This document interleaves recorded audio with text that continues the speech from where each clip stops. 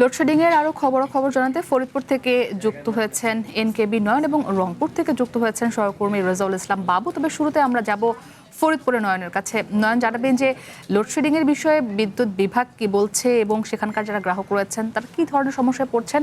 একই সঙ্গে এই যে লোডশেডিং চলছে, এই লোডশেডিং চলাকালীন সময় ভুতুড়ে বিলের কোনো অভিযোগ পেয়েছেন কিনা? মুক্তি, আপনাকে ধন্যবাদ।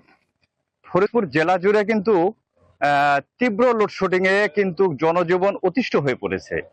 এই তীব্র লোডশেডিং এ ঘন্টার পর ঘন্টা বিদ্যুৎ না থাকায় চরমভাবে ব্যাহত হচ্ছে শিক্ষার্থীদের লেখাপড়া, ব্যবসা বাণিজ্য এবং যারা বিশেষ করে হসপিটালে আছেন রোগীরা, তারাও কিন্তু চরম ভোগান্তির শিকার হচ্ছেন।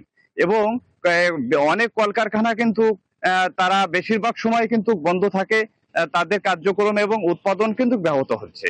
এবং আমরা যতটা জেনেছি, আপনি যেমনটি বলছিলেন, বিদ্যুৎ বিভাগের দাবি তাদের যে চাহিদার তুলনায় কিন্তু বিদ্যুৎ সরবরাহ তারা কম পাচ্ছে, যার কারণে কিন্তু তারা তাদের লোডশেডিং দিতে বাধ্য হচ্ছে। কিন্তু যে সাধারণ গ্রাহক, তারা কিন্তু এই বিদ্যুতের কারণে কিন্তু এই লোডশেডিং এর কারণে অতিষ্ঠ হচ্ছে এবং জনজীবন ব্যাহত হয়ে পড়ছে। এবং আমরা যদি একজন সাধারণ কৃষক যিনি এই সেচ পাম্প দিয়ে এই কৃষি ক্ষেত করে থাকেন, যদি তার মুখ থেকে শুনি এই লোডশেডিং এর কারণে কি ভোগান্তির শিকার হচ্ছেন, আপনি যদি একটু বলতেন। আজকে আমাদের ধান চাষ শুরু হয়ে গেছে, প্রায় 24 ঘন্টার মধ্যে 12 থেকে 15 ঘন্টায় বিদ্যুৎ থাকে না। এই জন্য আমরা চরম ভোগান্তিতে আছি। ধন্যবাদ। তো একজন যিনি একজন সেচ পাম্প এর উপর নির্ভরশীল হয়ে কিন্তু উনি একটি মানে জমিতে সেচ যন্ত্র কিন্তু চালান, কিন্তু তিনিও কিন্তু ভোগান্তিতে পড়েছেন। এবং বেশিরভাগ কিন্তু আমরা যতটা জেনেছি যে আমাদের ফরিদপুর জেলায় কিন্তু কমপক্ষে 130 মেগাওয়াট বিদ্যুতের প্রয়োজন। সেখানে কিন্তু প্রতিদিন 110 থেকে 15 পাচ্ছে। তো সেই ক্ষেত্রে এবং সাধারণ গ্রাহকদের যে অভিযোগ, তারাও কিন্তু এই ভুতুড়ে বিলের শিকার কিন্তু তারা হচ্ছে। তো সর্বশেষ ফরিদপুর থেকে বিদ্যুতের এই লোডশেডিং নিয়ে আমার কাছে এই সংবাদটুকুই ছিল। নয়ন, আপনাকে ধন্যবাদ। ফরিদপুর থেকে এবার আমরা যেতে চাই রংপুরের রেজাউল ইসলাম বাবুর কাছে। বাবু, জানাবেন যে রংপুরে ঠিক কোন কোন সময়গুলোতে লোডশেডিং বেশি হচ্ছে এবং দিনের তাপমাত্রা আজ সেখানে কেমন?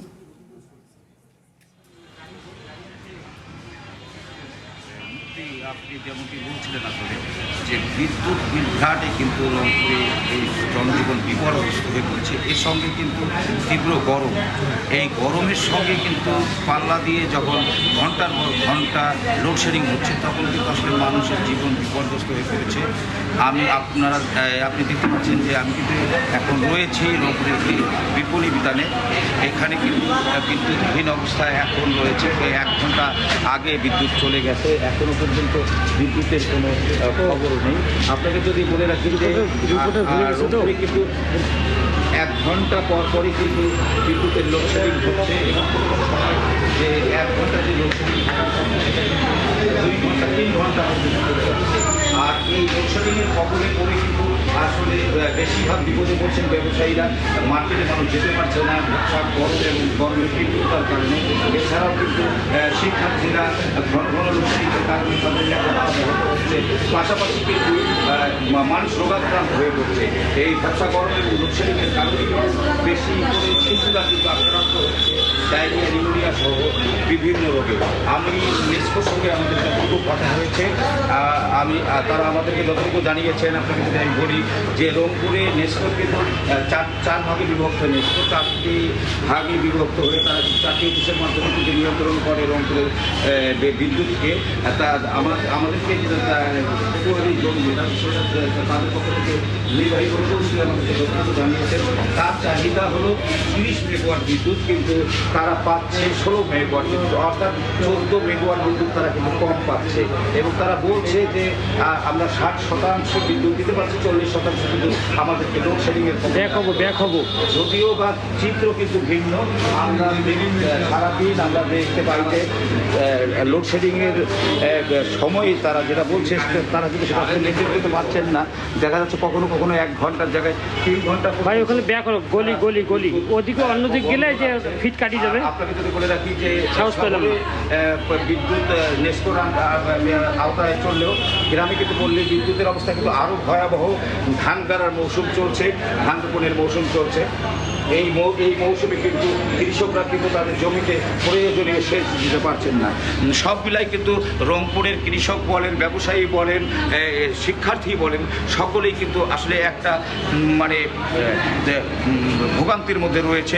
এই ছিল আমার কাছে রংপুরের বিদ্যুৎ বিতরণের সর্বশেষ খবর।